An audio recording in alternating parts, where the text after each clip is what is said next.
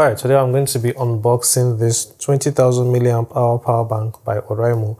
I don't think this is a new product, and at the same time I just have to let you guys know that I will not be reviewing this product because I didn't buy it for myself to review. I bought it for someone, but yeah, after unboxing it, then I'm going to charge it and then give it to the person. But if you want to know what you'll be seeing inside the box of the power bank, then this is it. So let me unbox it. Alright, so the first thing I noticed when I got the package was that there is no nylon. You know that whenever I want to unbox, I have to first unwrap the first layer of protection, but this time it's not here.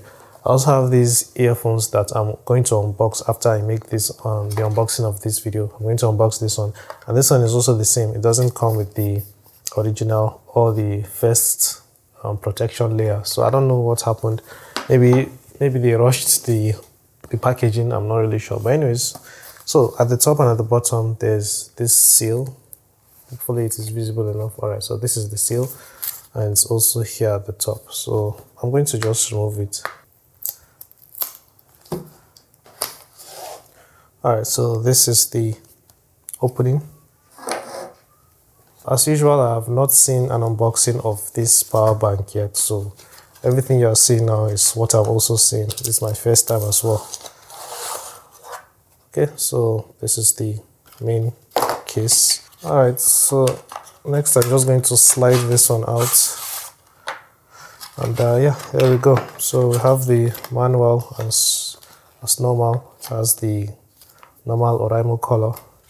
Then we have a micro USB cable. It's very short.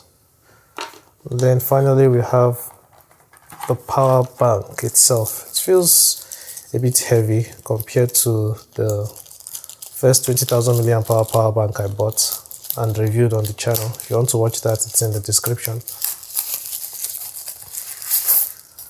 Okay, so this is the power bank.